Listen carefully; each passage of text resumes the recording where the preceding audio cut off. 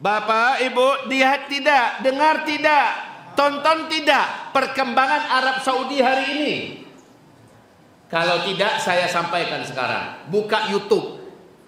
Arab Saudi hari ini telah banyak mengharamkan, melarang apa-apa yang dulu adalah simbol agama Islam di sana.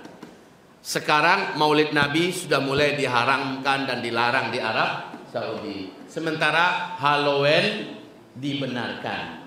Tahu Halloween? Acara setan-setan, Pak. Acara hantu-hantu, pesta-pesta setan itu sudah dibenarkan di sana. Alhamdulillah. Pucuk dicintu, ulam pun tibu. Saya dari tadi berpikir manalah tisu. Ternyata kawan kita ini dah kasyaf dia. Terbuka mata batinnya, kayaknya butuh beliau ini. Masya Allah. Barakallahu fikum. Jadi kita lanjut. Bu, sekarang konser-konser musik digelar secara besar-besaran di seluruh negeri Arab.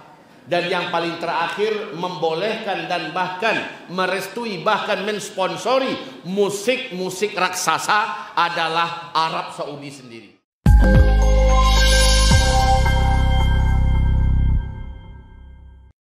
Sekarang Bapak Ibu, poin kedua, Bapak Ibu sepakat tidak kalau kita sekarang sudah di akhir zaman? Sepakat? Bapak Ibu yakin kalau kita sekarang sudah di akhir zaman? Yakin? Ya udah, kita tutup pengajian kita. Udah selesai lah. Tujuan kita kan ingin meyakinkan Bapak Ibu nih. Kalau udah yakin semua ngapain aja lagi? Kecuali kalau judulnya dikasih judul yang lain. Tujuannya apa? Kalau Bapak Ibu sudah yakin itu tujuannya apa? Tujuannya semoga Bapak dan Ibu meniru para sahabat-sahabat Nabi. Sahabat-sahabat Nabi itu Pak, saking hebatnya Rasulullah meyakinkan mereka bahwa kiamat sudah sangat dekat. Sangat dekat. Akhirnya seluruh sahabat berprinsip, mumpung saya masih hidup, saya mesti mendapatkan pahala yang terbanyak untuk memperberat timbangan amal saya nanti di pada hari kiamat. Mumpung saya masih hidup, saya harus menjadi manusia yang paling bermanfaat. Mumpung saya masih hidup, mumpung belum kiamat, saya harus banyak menabung untuk tabungan akhirat saya.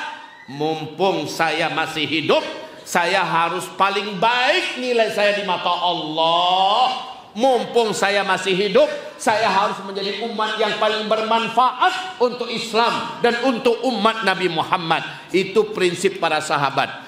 Jadi para sahabat-sahabat Nabi itu mengingat kiamat sudah sangat dekat, semangat hidupnya semakin nyala. Semakin nyala. Awas. Beberapa hari yang lalu ada orang yang WA kepada saya. Apa katanya? Pak Ustadz, gara-gara saya percaya kiamat sudah dekat, Imam Mahdi sebentar lagi akan muncul, saya akhirnya keluar dari PNS saya. Sekarang saya sudah tak sanggup membayar biaya rumah, kontrakan rumah yang 1 tahun 7 juta Pak Ustadz. Saya jawab, berarti Anda tidak lengkap mendengarkan ceramah saya. Kalau dalam ceramah saya, justru saya bakar semangat kalian. Salah satunya, jangan tinggalkan dunia. Jangan hentikan pekerjaan kalian selama itu sumber nafkah kalian yang halal. Jangan tinggalkan. Tapi yang saya suruh adalah robah orientasi hidup kalian. Dari yang selama ini adalah untuk dunia, jadikan untuk akhirat. Dari yang selama ini cita-citanya pendek sebatas untuk dunia, berikutnya menembus lapisan akhirat, di mana cita-citanya adalah selamat pada hari kiamat, selamat di padang mahsyar, selamat dari api neraka Allah, masuk ke dalam surga. Ada kerjaan, bekerjalah dengan amanah, bekerjalah dengan jujur, makanlah rezeki yang halal, disogok nggak mau, menyogok juga tidak mau menyerempet kiri kanan, tidak mau korupsi waktu, dan juga tidak mau neka-neko, tidak mau bermain gelap, main abu-abu, tidak. Itu kalau punya pekerjaan. Kalau punya pertanian, kalau punya peternakan, bersemangat, saya harus mampu mengeluarkan zakat, Saya harus menjadi pribadi yang kaya sehingga saya mampu mengeluarkan zakat, saya bisa berinfak juga untuk agama Allah. Jadi Pak, sahabat-sahabat kayak gitu prinsipnya. Karena kiamat sudah sangat dekat, mereka tidak mau menjadi orang yang tidak terkenal di langit. Ini prinsip para sahabat ya. Mumpung masih hidup, mumpung kiamat belum terjadi, saya harus menjadi manusia yang paling keren nama saya di langit. Allah menjadikan saya di daftar paling atas. Dan benar Pak ya, di dalam Al-Quran surat At-Taubah ayat yang ke-100, surat berapa Bu? Surat keberapa? Surat ke-100. Surat At-Taubah. Surat keberapa itu surat At-Taubah? Surat ke-9. Ayat yang ke-100. Apa yang Allah katakan di situ? Allah memuji seluruh para sahabat Nabi dengan pujian yang setinggi-tingginya, dan Allah menjamin seluruh sahabat di situ masuk surga. Dan Allah juga menjamin siapapun yang meniru para sahabat, Allah juga akan puji orang itu. Allah akan ridho juga kepada orang-orang yang meniru tersebut. Dan Allah juga jamin mereka semua yang meniru para sahabat-sahabat ini, Allah jamin mereka semua pasti menjadi ahli surga juga kelak pada hari kiamat. Itu surat apa tadi? Ayat 100. Berarti para sahabat yang berprinsip mumpung masih hidup, kiamat sudah dekat, mumpung belum kiamat, saya mesti menjadi manusia yang paling bermanfaat untuk agama, paling bermanfaat untuk umat, paling bermanfaat untuk akhirat. Saya harus menjadi manusia yang paling banyak persiapannya, paling banyak bekal akhiratnya. Itu prinsip seluruh sahabat Pak. Ini ya. Sementara Masya Allah, tanda-tanda kiamat itu baru terjadi 7% atau 5% di zaman mereka hidup. Tapi di zaman kita, tanda-tanda kecil kiamat boleh dikatakan 95 sampai 96% sudah terjadi semuanya di zaman kita. Bapak mau tanya, ibu mau tanya di bidang apa saja tentang tanda-tanda kiamat, saya jawab semua. Bapak Ibu banyak yang sudah dengar kajian akhir zaman kami tidak di YouTube? Ada yang mengikuti tidak? Enggak mesti harus saya. Bisa Ustaz Rahmat Baikuni, bisa Ustaz Ihsan Tanjung, bisa Ustaz Abu Fatihah Al-Adnani ya, atau mungkin saya sendiri. Wahai Bapak Ibu yang kami muliakan, saya sampaikan satu persatu. Apalagi bulan Ramadan ya. Di bulan Ramadan itu saya menguraikan hadis-hadis tentang tanda-tanda kiamat yang sudah terjadi semuanya di zaman kita. Pak, Bu, halo, udah makan malam semua? Tadi bapak-bapak aja sebagian baru makan tadi ya. Ibu udah makan malam Bu? Udah. Oh Masya Allah, saya belum. Kenapa belum? Saya tadi baru makan nasi, makan malam dulu. Sampai hari ini nggak tahu rasanya makan malam itu kayak apa rasanya. Baik Bapak Ibu, tidak ada satupun manusia, tokoh, dai, ustadz yang berani membantah dalil-dalil yang kami uraikan terkait dengan kita ini benar-benar sudah di ujung zaman, kiamat sudah benar-benar dekat. Contohnya begini saja. Ketika Nabi mengajak Muaz bin Jabal jalan-jalan di daerah Tabuk. Daerah Tabuk itu dekat dengan ibu kota Riyadh sekarang Pak. Lebih kurang jaraknya 3 jam lah dari ibu kota Riyadh ke Tabuk. Kalau dari Madinah lebih kurang 10 jam bawa mobil. Nah, Nabi Muhammad sampai di daerah Tabuk bersama Muaz bin Jabal. Apa kata Nabi? Muaz, perhatikan baik-baik. Daerah ini kan tandus, bebatuan, bukit-bukitnya batu cadas, pasirnya sedikit, panas sekali. Hai Muaz, nanti bila sempat daerah ini sudah turun salju, awas kata Nabi. Jarak antara ubun-ubunmu dengan kiamat sudah sangat dekat. Awas. Pada tahun 2009 mulai masuk musim dingin, September, Oktober, November, Desember. Pertama kali salju turun di daerah Tabuk, Pak. Gempar. Seluruh media televisi dunia memberitakan. Tapi saljunya masih di bawah mata kaki ya. Mobil-mobil yang lalu lalang di sana berhenti. Dan orang yang dalam mobil turun, mereka main-main salju dan lempar-lemparan. Karena tak pernah Pak Jazirah Arab dituruni salju, apalagi di daerah Tabuk yang Nabi dulu pernah menyebutkan. Itu 2009 ya. Di 2010 salju turun lebih tebal dari tahun sebelumnya, sampai semata kaki. Pas tahun 2011, saat itu saya sedang umroh ke Tanah Suci, ternyata salju sudah naik hampir mendekati betis, Pak, di Tabuk. Imam Masjidil Haram namanya Syekh Su'ud Syuraim dalam khutbah Jumatnya menggelegar dan berapi-api menyampaikan bahwa, hai umat Muhammad, perhatikan oleh kalian, hari-hari ini salju sudah membungkusi wilayah Tabuk. Lalu dia bacakan hadis. Berarti antara ubun-ubunmu dengan kiamat sudah sangat-sangat dekat. Itu contoh satu. Sekarang Bapak Ibu mau tahu berapa ketebalan salju di daerah Tabuk? Sudah sepinggang orang dewasa. Tiap tahun salju yang turun di daerah Tabuk sudah sepinggang orang dewasa. Itu contoh yang pertama. Contoh kedua, Nabi berkata, nanti kalian akan kembali menjadi jahiliyah. Yang dimaksud dengan kalian itu orang Arab, khususnya Arab yang ada di dalamnya dua tanah suci, Mekah, Madinah, akan kembali menjadi jahiliyah.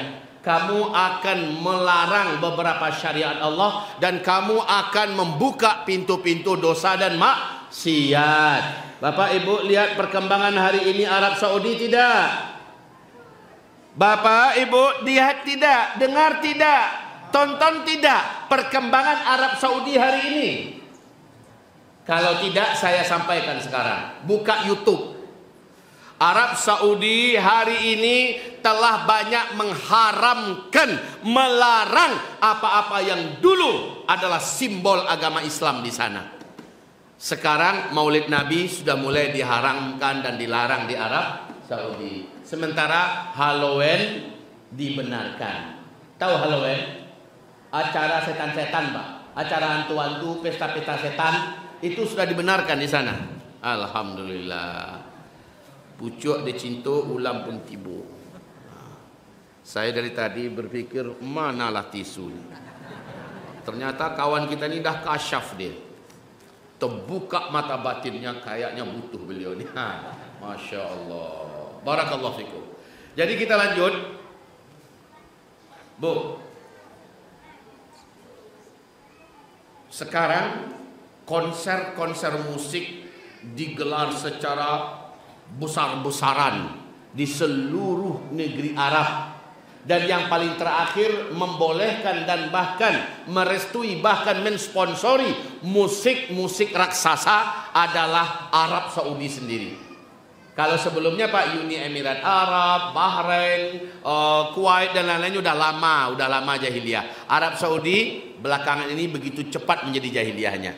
Sekarang Arab Saudi bahkan di Madinah pun membuat konser musik raksasa, menghadirkan penyanyi-penyanyi India, penyanyi-penyanyi goyang perut, penyanyi-penyanyi Eropa, menyanyikan penyanyi-penyanyi pop, dangdut dan sebagainya. Bahkan yang K-pop dari Korea itu pun juga diundang, penyanyi-penyanyi rock.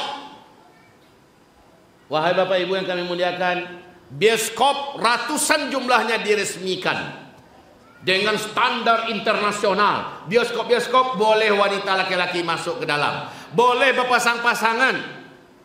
Sekarang di Arab Saudi, wanita laki-laki sudah tidak diperiksa lagi masuk ke kamar hotel, booking hotel, walaupun nggak ada buku nikah silakan. Wanita sudah bebas jalan sendiri, safar sendiri, sudah boleh bekerja di hotel-hotel, sudah boleh kerja di pantai-pantai, sudah boleh kerja di mana-mana saja. Dan bahkan sekarang kewajiban memakai jilbab di Arab Saudi sudah dicabut. Wanita tak pakai jilbab tidak masalah lagi, Pak. Bapak dengar berita ini? Bahkan yang paling menyedihkan, putra mahkota Pangeran putra mahkota Arab Saudi hari ini secara resmi di depan televisi dunia menyaksikan mengatakan, saya menolak seluruh hadis-hadis Nabi Muhammad sallallahu alaihi wasallam. Hadis-hadis sahih saya tolak semuanya. Jadi yang diakui cuma Al-Quranul Karim dan beberapa hadis mutawatir. Selebihnya dia tolak semua. Kalau hadis sahih saja dari tolak, maka berarti tak terkira banyaknya syariat Islam yang sudah ditolak. Sampai sini ngerti Pak? Kenapa pada hari ini Arab Saudi sudah boleh berbikini-bikini di tepi pantai? Kenapa anak-anak Arab Saudi hari ini sudah bisa meminum minuman khamar, tos-tosan secara terbuka, terang-terangan, sudah tidak pakai jilbab. Bahkan tarian-tarian yang pakai tiang itu Pak, tarian-tarian wanita yang pakai tiang, yang hanya pelacur-pelacur di Eropa yang melakukan, di film-film Hollywood yang melakukan, sekarang sudah dibudayakan di Arab Saudi. Inna lillahi wa inna ilaihi.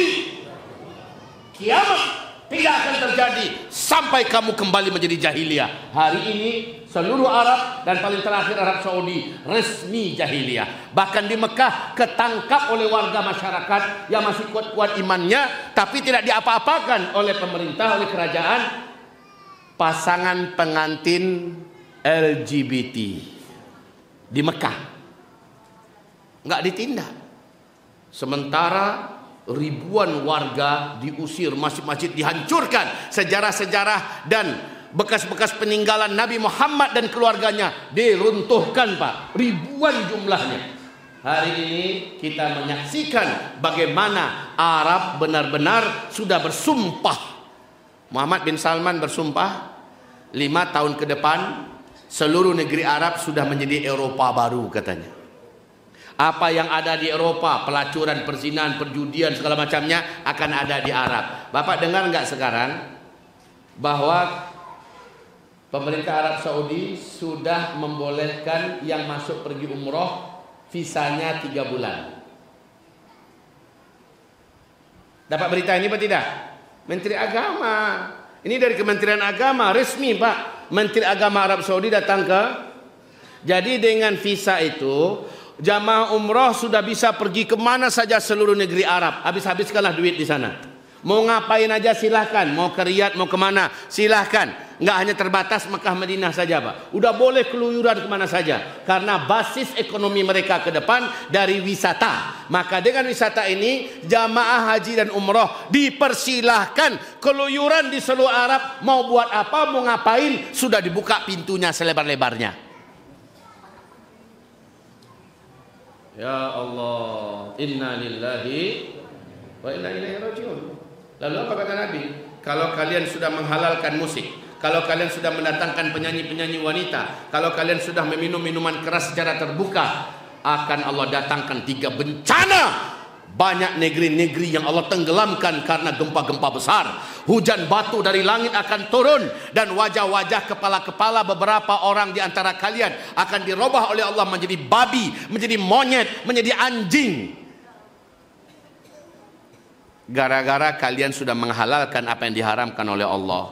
Kapan itu ya Rasulullah? Nanti di akhir zaman. Dan ternyata sekarang Arab Saudi sendiri yang melakukannya. Saya bukan sedang memfitnah negeri tercinta kita ya Pak ya, tanah suci kita tidak. Tapi saya sedang menyebutkan hadis Nabi tentang akhir zaman terjadinya di zaman kita. Sekarang yang ketiga, saat Nabi ditanya oleh malaikat Jibril, kapan kiamat? Kata malaikat Jibril, Nabi tak mengatakan saya tak tahu. Mungkin kamu yang bertanya lebih tahu kapan kiamat. Ternyata malaikat Jibril juga tidak tahu. Lalu malaikat Jibril bertanya lagi, ada nggak tanda-tandanya? Kalau tanda itu sudah keluar, berarti benar-benar kiamat sudah sangat dekat. Kata Nabi, kalau itu pertanyaanmu saya tahu sekali. Saya benar-benar tahu. Tandakan ya, kata Nabi pada malaikat Jibril. Bila seandainya para wanita-wanita biasa, wanita-wanita kampung sudah melahirkan para raja-raja. Yang kedua, bila orang-orang kere, miskin, penggembala ternak, tidak beralas kaki, bertelanjang dada saking miskinnya, Mereka tidak punya apa-apa, tak punya usaha yang lain kecuali hanya beternak. Mendadak saja mereka menjadi kaya raya dan sangat berkuasa. Lalu mereka saling berlomba-lomba membangun gedung-gedung yang tinggi mencakar langit. Bila zaman itu sudah kalian temukan, maka antara kalian dengan kiamat sudah sangat-sangat dekat, kata Rasulullah sallallahu alaihi wasallam. Tahu tidak Bapak Ibu? Penguasa Arab Saudi hari ini itu aslinya adalah pedagang Yahudi dari Irak. Jadi keluarga Saud itu orang Yahudi, Pak. Raja Faisal di Washington Post memberikan pernyataan bahwa saya ini dan sekeluarga besar kami adalah keturunan Yahudi. Itu Yahudi, Pak. Yang menguasai Arab Saudi sekarang itu adalah orang Yahudi. Kerajaan Saud itu dari pedagang Yahudi dari Irak. Oke ya, itu yang pertama. Kemudian ternyata mereka menikahi wanita-wanita kampung di Hijaz. Hijaz itu adalah Arab Saudi sekarang ya. Mereka nikahi wanita kampung, lalu setelah lahirlah anak-anak yang kedepannya menjadi raja-raja. Nah ini hadis tadi, Pak. Apabila wanita-wanita biasa, wanita-wanita kampung sudah melahirkan para raja-raja. Dah terjadi. Yang kedua, apabila suatu kaum mereka kere, miskin, hanya penggembala ternak, tidak punya alas kaki, nggak berterompa, nggak bersepatu saking miskinnya, mereka menghalau domba-domba mereka sementara dada mereka bertelanjang. Tiba-tiba mereka menjadi kaya raya dan menjadi orang-orang yang berkuasa. Lalu mereka saling berlomba-lomba dan berbangga-bangga membangun gedung-gedung yang tinggi-tinggi. Jika itu sudah terjadi, maka jarak masa antara kamu dengan kiamat sudah sangat-sangat dekat sekali. Itu hadis sahih Imam Muslim, diceritakan oleh Umar bin Khattab. Sementara di hadis Imam Ahmad, Abdullah ibnu Abbas bertanya kepada Rasulullah, siapa yang kau maksud itu ya Rasul? Jawaban Nabi, humul Arab, mereka adalah orang Arab. Itulah dia sekarang. Baik Bapak Ibu yang kami muliakan, 2019 saya diundang oleh komunitas muslim di Uni Emirat Arab, Pak. Alhamdulillah saya baru pulang dari Palestina, dapat undangan, duta besar juga mensponsori. Saya datang bawa istri, kami 5 hari 5 malam di Abu Dhabi dan Dubai. Wahai Bapak Ibu, di sela-sela saya ada di Abu Dhabi, kami pun diajak jalan-jalan keliling kota. Saya terpesona melihat cantiknya kota itu. Megah-megah gedungnya, mewah-mewah fasilitasnya, Pak. Salah satu yang kami kunjungi ada sebuah hotel. Hotel itu dari luar kayak istana besar, Pak, tinggi. Ternyata dia ke dalam tanah sekian pula lapisnya. Hotel itu berwarna emas semuanya. Itu penuh foto-foto saya dan istri, Pak. Nah maklumlah orang kampung datang ke kota hebat ya. Foto-foto saya dengan istri. Pas masuk di ruangan lobi, para pelayan hotel langsung menyongsong kami dan berkata, Tuan, pakai bahasa Inggris nih. Padahal kita di Arab, Pak. Tuan, would you like to drink a cup of coffee? Bapak mau minum secangkir kopi? Ibu? Apa kata saya? No, thank you. Cuma yang bisa, Pak. Apa kata guide saya? Dia salami saya. Syukur Pak Ustadz mengatakan no. Kenapa saya bilang? Kalau Ustadz katakan yes, bocor kantong kami gitu. Maksudnya Pak Ustadz katanya, satu cangkir kopi di hotel ini, itu hotel bintang 7 loh, Pak. Satu malam saja nginap di sana yang kamar menengah ke bawah ya, harganya 125 juta. Biaya nginap satu malam di situ. Entah apa yang mereka siapkan itu, nggak tahu kita. Untung Pak Ustadz tidak mengieskan. Kalau sempat Ustadz ieskan, satu cangkir kopi di hotel ini Ustadz biayanya atau harganya 5 juta rupiah. Ai, kata saya, kenapa bisa begitu? Kata mereka, karena di bagian atas kopi itu mereka serakkan serbuk emas yang dapat larut dalam lambung. Kayak tepung tapi itu emas murni. Ya, mereka serakkan di atasnya. Jadi diminum, Pak, diminum. Pikir hati saya, untuk apa Saya minum emas sekarang, besok keluarnya sama kuningnya dengan kuning-kuning yang lain.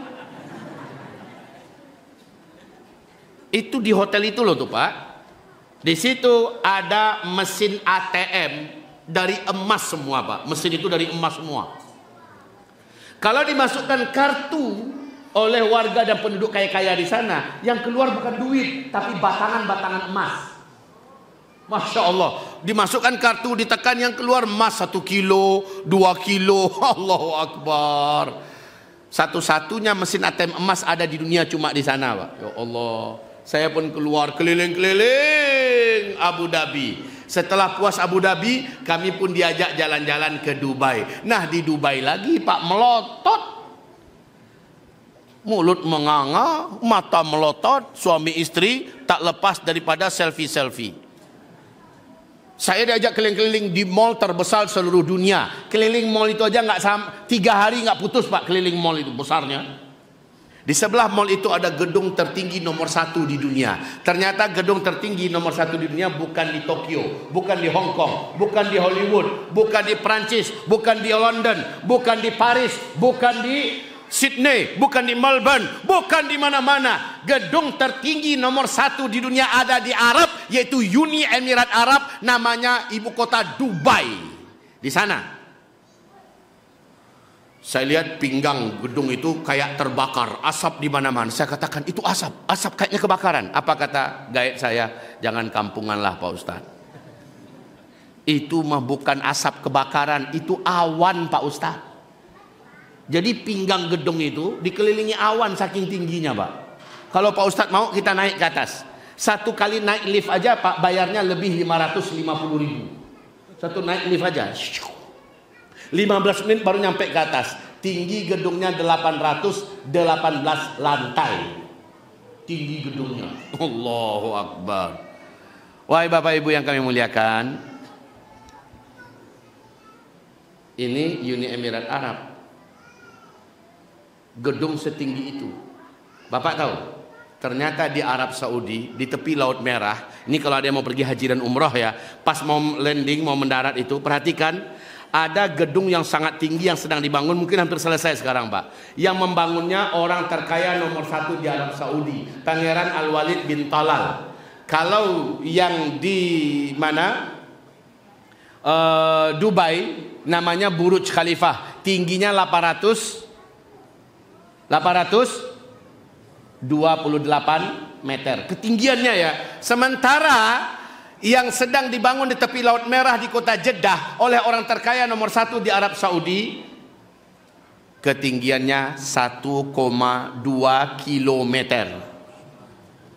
Biaya membangunnya lebih dari 120 triliun rupiah uang kita Pak. 120 triliun uang kita. Itu kalau dibelikan kerupuk Palembang Pak, tenggelam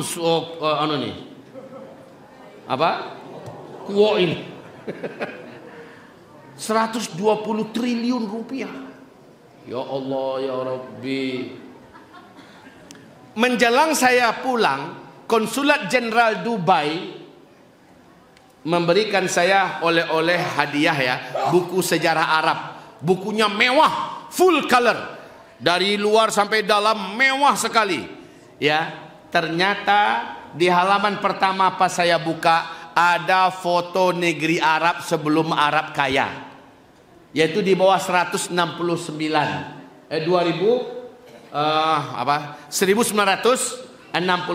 di bawah itu didapatkan foto ini Pak. Tahu enggak yang saya lihat di foto itu? Seorang penggembala ternak sedang menghalau ternaknya dengan ranting atau dengan tongkat ya. Sementara saya perhatikan baik-baik, kakinya tidak memakai terompa. Dan dadanya terbuka, tidak pakai kaos dalam, tidak pakai baju, hanya rompi saja. Hanya rompi saja sehingga dadanya telanjang.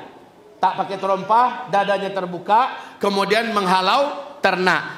Gurun sahranan luas sejauh mata memandang dalam pemandangan itu. Wahai Bapak Ibu, mirip nggak dengan hadis Nabi tadi? miskin, kere, penggembala ternak, tidak beralas kaki, bertelanjang dada, mendadak mereka menjadi kaya raya dan sangat berkuasa. Lalu mereka saling berlomba-lomba dan berbangga-bangga membangun gedung-gedung yang tinggi-tinggi, pencakar langit. Ya Allah, ya Rabb, ketemu hadis itu, Pak. Mereka adalah Arab, kata Rasulullah. Ini dia sekarang. Kalau zaman itu sudah kalian temukan, jarak masa antara kalian dengan kiamat sudah sangat-sangat dekat. Jadi jangan heran Pak ya, Bu, kalau makin hari makin kesini waktu, makin hari makin bertambah waktu, bukan makin tenang dunia ini, makin dekat kiamat Pak, dunia ini makin kacau, makin kacau. Dalam hal apa saja, dalam hal politik, dalam hal ekonomi, dalam hal pendidikan, dalam hal kesehatan, dalam hal apa saja, dunia makin ke depan bukan makin tenang, tapi makin kacau. Di saat itulah orang beriman diperintahkan Nabi, bersabarlah kamu memegang erat-erat agama ini, karena yang tak mampu bertahan pasti akan berguguran. Ibaratnya kita di batang pohon yang besar, angin yang datang begitu kencang, yang pelukannya tidak begitu erat dan kuat kepada pohon tersebut, pasti akan berjatuhan. Bersabarlah kamu, bertahanlah kamu, kata Rasulullah sallallahu alaihi wasallam. Wahai Bapak Ibu, maksud saya tentu saja menyampaikan ini buat Bapak Ibu sekali lagi, bukan untuk membuat lemes Bapak Ibu. Habis dengar pengajian ini hilang semangat hidupnya. Pulang ke rumah bawaannya sudah, bahunya dah turun. Punggungnya udah kayak gini Pak, udah bungkuk. Jalannya sudah mesoh-esoh di tanah. Sampai di rumah bertanya bininya, abang kenapa pulang kayak gini? Ah, udah dekat kiamat. Udah hilang selera hidupnya. Bagi PNS, buat surat ngetik malam ini, resign muda. Menyatakan mengundurkan diri karena mau fokus untuk ibadah. Kiamat dah dekat. Salah. Salah. Yang udah niat mau nikah awal tahun 2023, mendengarkan ceramah ini, kirim WA, kirim surat ke calon mertua dan calon istri. Pernikahan kita pending untuk waktu yang tidak ditentukan. Kalau memang jodoh kita di dunia enggak kesampaian, semoga kita menjadi pengantin dalam surga saja. Kiamat sudah dekat. Pak kepala dusun ya, kabarnya bulan depan mau berangkat ya. Masya Allah. Amin, amin. Lancar ya, semangat. Malah dengarkan ceramah ini makin semangat. Yes, langkahku udah benar, udah dekat kiamat, saya harus cepat menyempurnakan agama saya. Kan begitu prinsipnya Pak. Ya, bismillah ya, mantap. Jangan sampai ngambil kesimpulan salah, udah dekat kiamat ya. Udah kalau gitu tak batalin aja. Na'udzubillah. Jangan. Bapak-bapak yang punya anaknya tingkat SMP udah mau tamat, sama-sama dengarkan ceramah, pulang-pulang anaknya dicolek. Nah, dengar ceramah tadi itu. Dengar Pak. Gimana? Yakin kamu? Yakin Pak. Kiamat udah dekat kan? Iya Pak. Gimana? Masih mau kuliah? Enggak Pak. Bagus. Kita fokus ibadah nak ya. Itu salah. Saya tidak mau kesimpulan Bapak arahnya ke sana. Ya, itu tidak benar. Sekali lagi tidak benar. Yang berminat bangun pesantren, buat masjid, udah mau tahu mau kiamat, malah hilang semangatnya. Ngapain juga udah mau kiamat ini? Wahai Bapak Ibu, kalau mau tiru tuh yang benar dari Rasulullah. Apa kata Rasul? Saudara-saudara, kalaulah besok kiamat terjadi, besok kiamat terjadi, sementara di telapak tangan kalian masih ada satu butir biji kurma yang dapat kalian tanam hari ini, tetaplah tanam hari ini juga. Padahal besok udah mau kiamat kan, tapi Nabi masih suruh tanam hari ini. Itu maksudnya apa Pak? Nabi kan tahu kalau itu kurma, biji kurma ditanam hari ini, berapa tahun kemudian baru mulai berbuah? 4 atau 5 tahun kemudian baru mulai belajar berbuah. Ya kan gitu kan? Padahal besok udah mau kiamat, tapi Nabi tetap suruh tanam hari ini. Besok udah mau kiamat. Maksudnya apa? Maksud Nabi di sini adalah walaupun kamu tahu dan sudah pasti besok mau kiamat, apapun hal positif yang hari ini masih bisa kamu kerjakan, walaupun hasilnya nanti 5, 10, 20 tahun yang akan datang, hari ini masih bisa kamu kerjakan. Kerjakan hari ini. Gitu Pak. Itu perintah yang mulia Sayyidina Muhammad sallallahu alaihi wasallam. Pak, saya ingin anak-anak saya semuanya jadi tokoh-tokoh dan ulama-ulama berkualitas internasional. Amin. Tahu enggak Bapak Ibu? Saya yang menguraikan kajian akhir zaman. Saya yang mengatakan betapa dekatnya waktu. Tapi tahu tidak Bapak Ibu? Sampai hari ini saya terus memproduksi anak. Benar. Kalau anak orang lain saya tampung, saya jadikan di pondok-pondok pesantren saya yang punya, kami didik untuk menjadi tokoh-tokoh dan ulama-ulama pewaris Nabi masa depan. Sementara anak kandung saya tiap tahun muncul satu, tiap tahun muncul satu. Sekarang Bapak Ibu tahu sudah berapa anak saya? Alhamdulillah sudah 20 orang. 11 laki-laki, 9 perempuan. Alhamdulillah. Apa semangat saya? Semangat saya anak-anak ini ke depan mesti menjadi para pewaris Nabi, pejuang-pejuang agama, ulama-ulama, umana'ur rasul. Harus. Loh, bisa jadi itu 20-30 tahun yang akan datang kan? Padahal kalau urutan kajian saya Pak, udah dekat sekali. Dan mengamalkan hadis Nabi tadi, saya tak peduli, pokoknya apa yang hari ini bisa saya lakukan, saya lakukan hari ini. Masalah berhasil nanti atau tidak, sampai nanti atau tidak, bukan urusan saya, niat saya udah sampai. Allah menilai kita dengan apa yang kita lakukan hari ini, bukan apa yang akan kita dapat hari depan. Ya Pak ya? Setuju tidak Bapak Ibu? Apanya? Buat anak.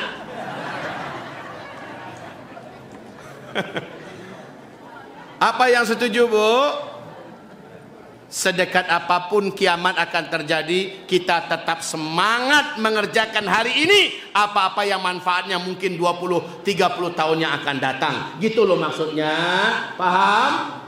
Paham sampai di sini? Ngerti semua?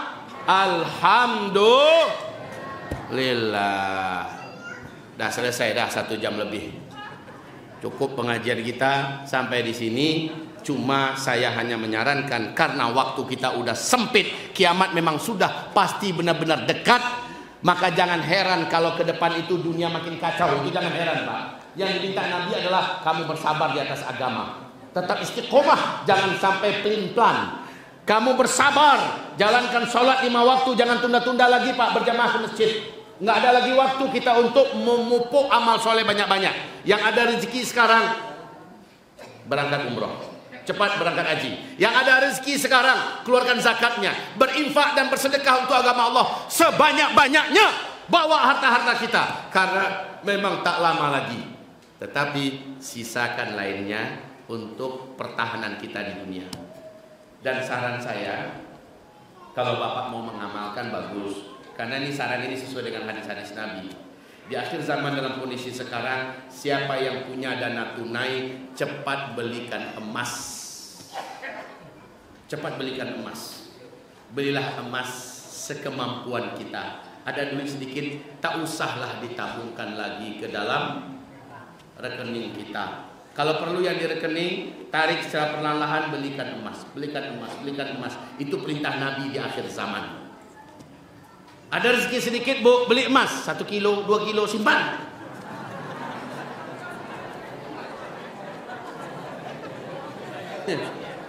Kok nggak pede Bapak Ibu? Gimana sih? Udahlah saya turunkan. Ada rezeki Bapak Ibu, belilah emas 1 gram, 2 gram. Itu baru kita punya Den. Kalau 1 kilo jual ke Den Bali ya. Itu Bapak Ibu, itu nasihat saya. Dan nasihat ini sesuai dengan nasihat Nabi Muhammad sallallahu alaihi wasallam. Amal soleh jangan ditunda-tunda, amal salah stop dari sekarang. Sudahlah, amal-amal salah kita udah terlanjur banyak dibuat, taubat nasuhala. Jangan tunda-tunda taubat Pak. kekacauan dan peperangan, kelaparan dan kematian, bencana demi bencana menjelang kiamat banyak akan terjadi, dan angka kematian tidak dapat dibendung dari muka bumi ini. Bersiap-siaplah seluruhnya hamba-hamba Allah, bersiap-siaplah seluruhnya. Sebagai persiapan adalah memperbanyak amal soleh, stop amal salah.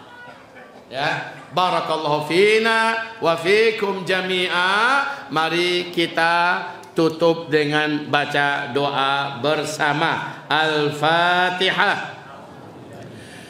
أعوذ بالله من الشيطان الرجيم بسم الله الرحمن الرحيم الحمد لله رب العالمين الرحمن الرحيم مالك يوم الدين إياك نعبد وإياك نستعين اهدنا الصراط المستقيم صراط الذين أنعمت عليهم غير المغضوب عليهم ولا الضالين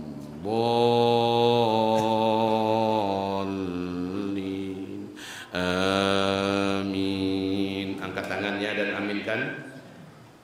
Allahumma ighfir lil muslimina wal muslimat wal mu'minina wal mu'minat al-ahya'i minhum wal amwat برحمتك يا سميع قريب مجيب الدعوات ربنا ظلمنا أنفسنا وإن لم تغفر لنا وترحمنا لنكونن من الخاسرين ربنا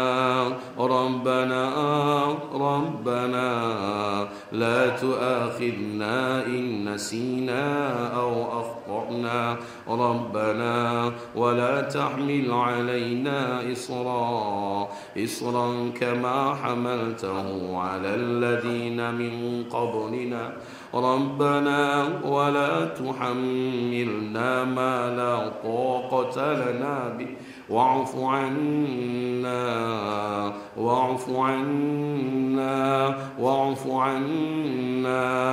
واغفر لنا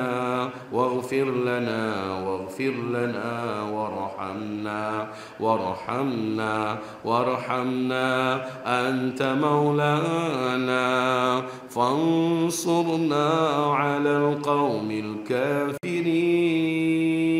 Ya Allah, ya Rabb kami, Engkaulah yang menciptakan kami, Engkaulah yang kami sembah. Kami makhluk-Mu, kami ciptaan-Mu.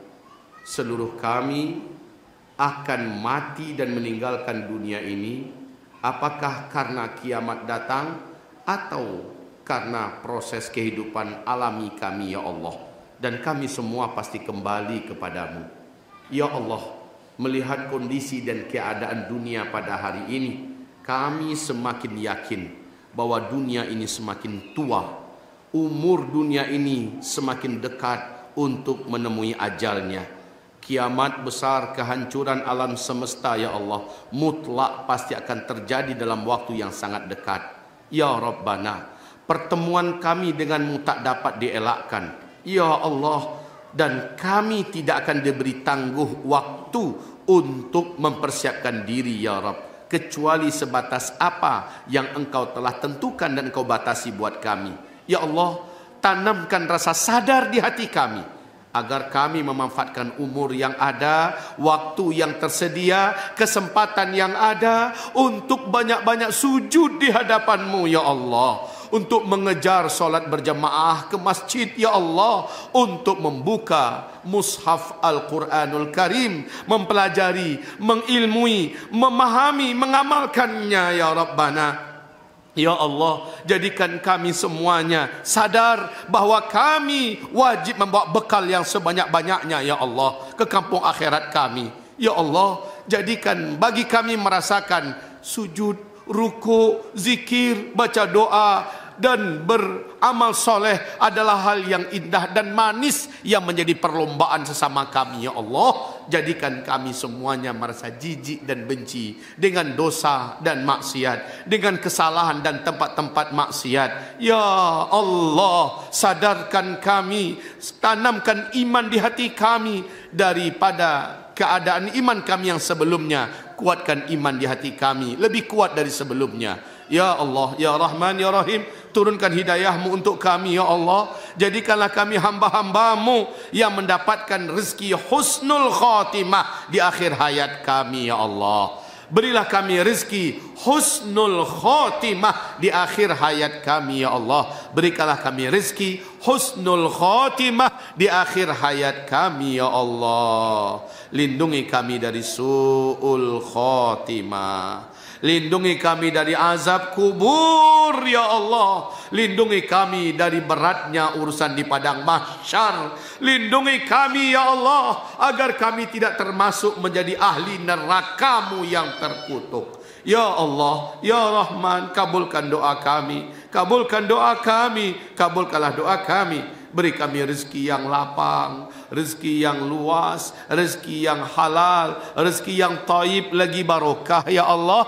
Dan jadikanlah rezeki ini membuat kami semakin bertambah dekat dengan-Mu, Ya Allah, bukan bertambah jauh. Jadikanlah kami dengan rezeki tersebut, Ya Allah, semakin bertambah bersyukur kepadamu, Ya Allah, bukan bertambah kufur. Ya Allah, berilah rezeki kepada kami berupa anak keturunan yang soleh dan salehah. Berikanlah kami rezeki berupa keluarga yang sakinah, mawaddah, warahmah, Ya Allah. Berilah kami rezeki hasanah di dunia, hasanah di akhirat, selamat dari api neraka dan masuk ke dalam surga-Mu.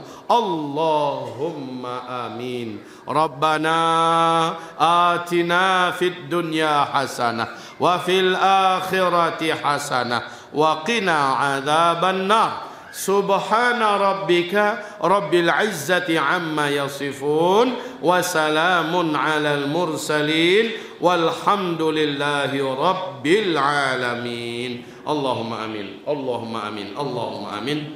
Demikianlah pengajian kita, wahai Bapak Ibu yang mulia, di malam hari ini. Yang benar hanyalah dari Allah dan dari Rasulnya, yang salah adalah dari diri saya yang banyak lemah ini, dan juga dari syaitan yang terkutuk terlaknat. Mari sebelum Bapak Ibu kita semua berdiri, kita baca dulu surat Wal Asri, lalu penutupan kafaratul majlis, ya. Mari sama-sama dibaca, ya. A'udzu billahi minasyaitonir rajim. Bismillahirrahmanirrahim. Wal 'asr innal insana lafi khusr إلا الذين آمنوا وعملوا الصالحات وتواصوا بالحق وتواصوا بالصبر اللهم ارحمنا بالقرآن وصدق الله العظيم.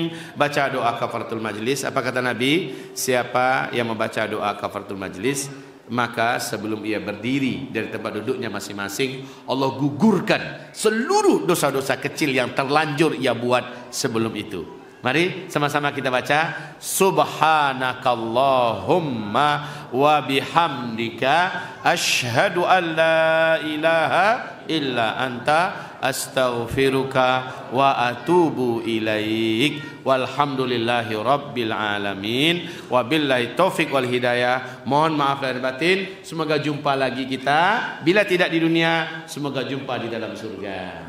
Amin. Barakallahu fiikum. Assalamualaikum warahmatullahi wabarakatuh.